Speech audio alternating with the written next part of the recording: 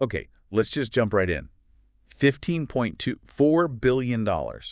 That's the number they're projecting for the global skincare devices market in 2025. Yeah, I mean, when you hear a figure like that, well, it's huge. It definitely signals something major is happening, lots of growth, lots of innovation. it really does. And, for anyone trying to get a handle on this space, maybe you follow industry trends or you're thinking about investments or maybe you're just like fascinated by tech meeting personal care, it can seem a bit overwhelming. Totally.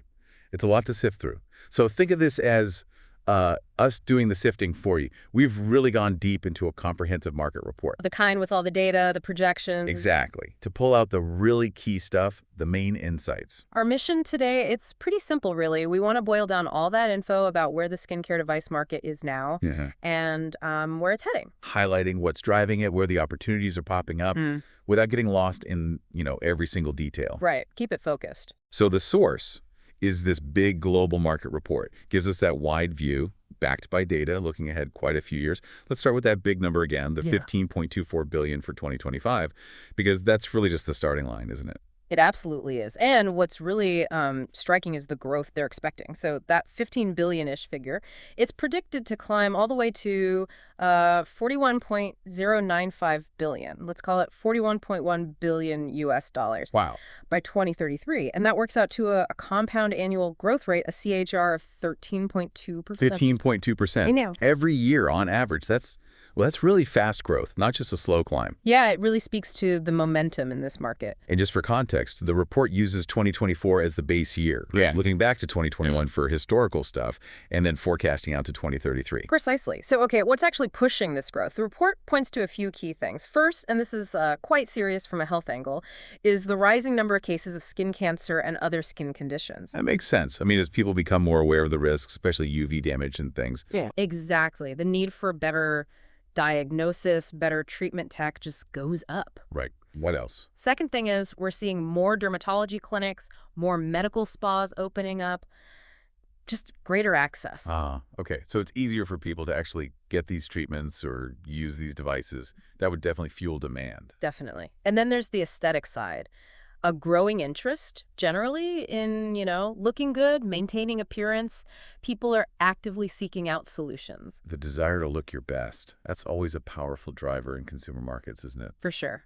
And finally, the report really stresses the role of technology itself. Just constant improvements are making these devices better, easier to use, more effective, which pulls more people in. Okay, so health concerns, more access points like clinics and spas, people wanting aesthetic improvements, and the tech itself getting better. That's a potent mix. Yeah. So how does this break down globally? Where's the action concentrated? Well, North America is the big player right now. It holds over 40% of the market share. Over 40%.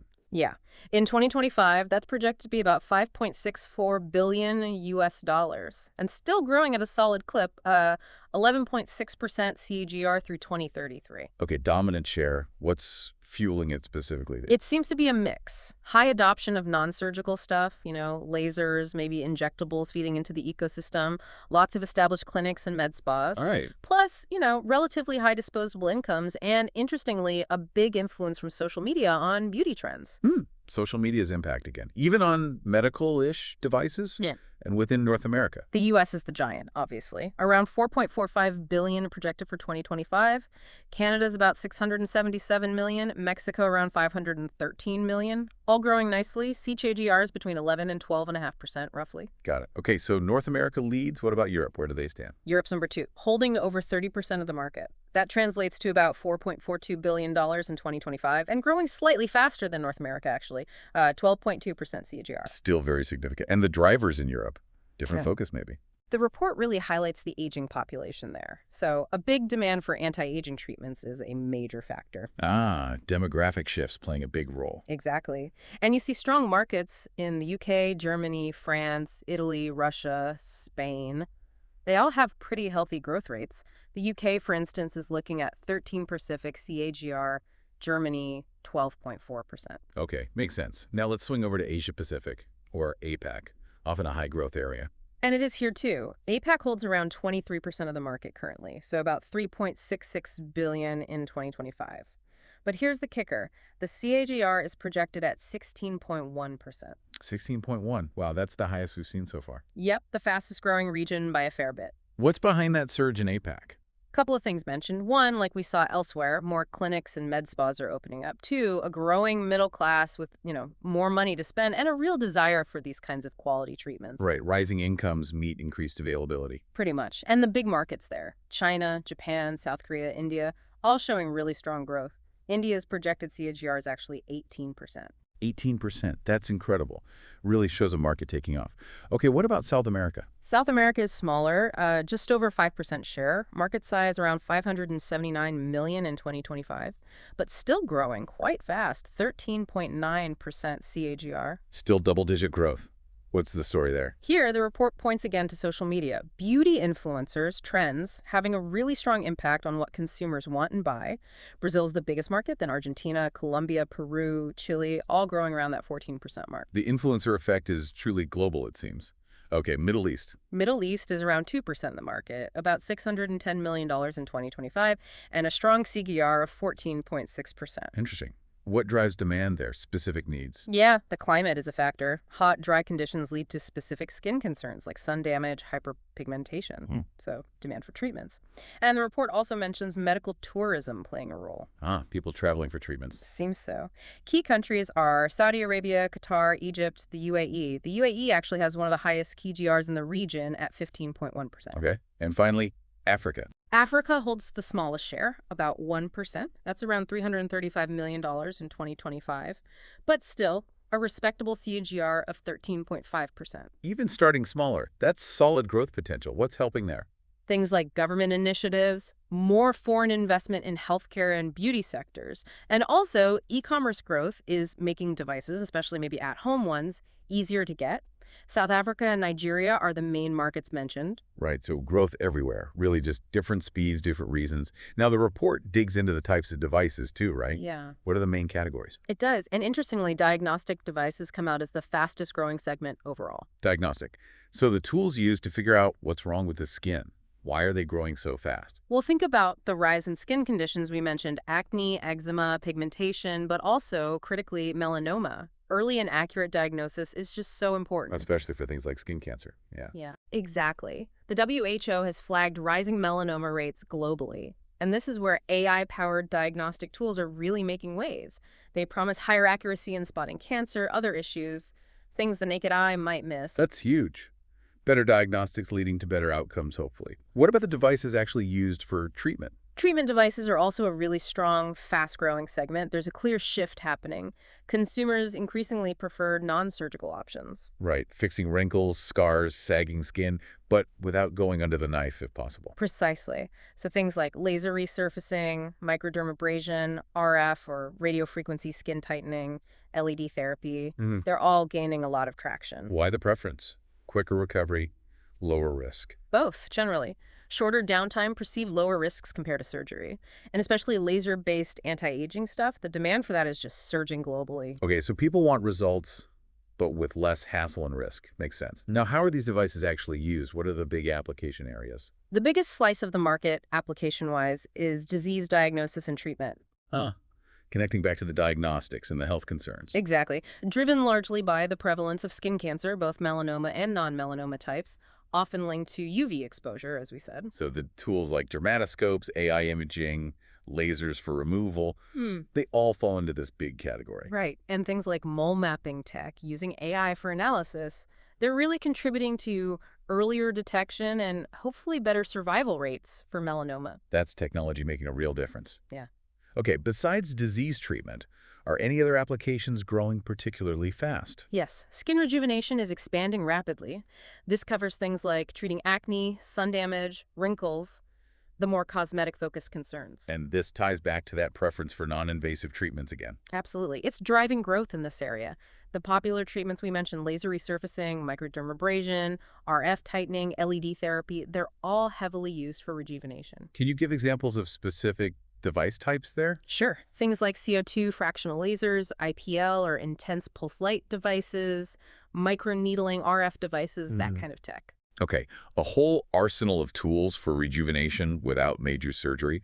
So just to quickly recap the main engines driving this whole market forward. Okay, yeah. Big picture drivers. One, rising skin problems, including cancer. Two, people being more aware and willing to spend on personal care and aesthetics. Three, more clinics, spas, and even home use devices making treatments accessible. Health needs, cosmetic wants, and better access. Got it. Are there any brakes on this growth? Any challenges the market faces? Yes, the report does flag a couple of restraints. One is simply the cost. These advanced devices and the treatments, they can be expensive. Right, so not everyone can afford them. Accessibility issue there. Definitely. And the other thing is regulation. Getting medical devices approved involves stringent requirements, safety checks, which is necessary, of course, but it can slow down how quickly new tech gets to market. The balancing act between innovation and safety. Makes sense.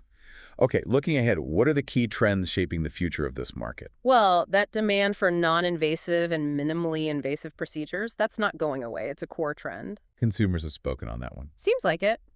The other huge trend is just ongoing tech advancement. We're talking AI-driven devices, IoT connectivity. So devices that learn, devices that talk to each other, or apps. Exactly. Multifunctional devices doing several things at once, AI skin analysis getting smarter, portable lasers you can use at home, ultrasound for rejuvenation. It's all moving towards being smarter, more connected. And more personal, maybe. And more available at home. Yes, definitely a big focus on user-friendly, effective at-home devices too. Yeah, fascinating. Sounds like skincare is getting very high-tech and personalized. Sure. What about the companies involved? Any insights on the competitive side? Yeah, the main trend there is heavy investment in R&D. Companies are racing to develop these next-gen devices. Makes sense. Got to keep up. The report gives one specific example, Cutera Inc., making a distribution deal with Zio Skin Health in Japan back in 2021. So companies partnering up, expanding reach, maybe combining devices with skincare products. Exactly. It shows that kind of strategic activity, trying to capture market share and offer more complete solutions. Okay. Wow, we've covered a lot of ground. This has been a really thorough look at the skincare devices market. Let's try and quickly summarize the absolute key takeaways. Sure. So takeaway one, this market is big, over $15 billion in 2025. And growing fast, that 13.2% AGR is significant. Takeaway two, growth comes from health needs, like rising skin disease rates, but also aesthetic desires and tech advances. Right. And takeaway three, regionally, North America and Europe are the biggest chunks right now, but APAC is the fastest growing, by far. Something to watch. Definitely. And takeaway four, within devices, diagnostics and treatments are both booming segments. Disease treatment is the biggest application, but rejuvenation is expanding rapidly, driven by that non-invasive trend. Perfect summary. It's a complex picture, driven by health, beauty, and tech all converging. So for you listening, hopefully this gives you a really solid snapshot of a very dynamic industry, whether you're interested in health, tech, consumer trends, or investment. Yeah, hopefully some aha moments there, just the scale of it and the different forces at play globally. It really is fascinating. Yeah. It does make you think about the future, doesn't it? It does. Like, with AI getting so much better and these sophisticated at-home devices becoming more common, how will that change things? Will our skincare routines become totally personalized by tech in, say, 10 years? And what does that mean for, seeing a dermatologist? How does their role change? That's a great question. And another angle, with all this money pouring in, all this advanced tech, Yeah. what about access? Will everyone be able to benefit, or could it create bigger gaps between those who can afford the latest treatments and those who can't? Ethical considerations, too. Lots to think about as this market continues to charge ahead. Really interesting stuff.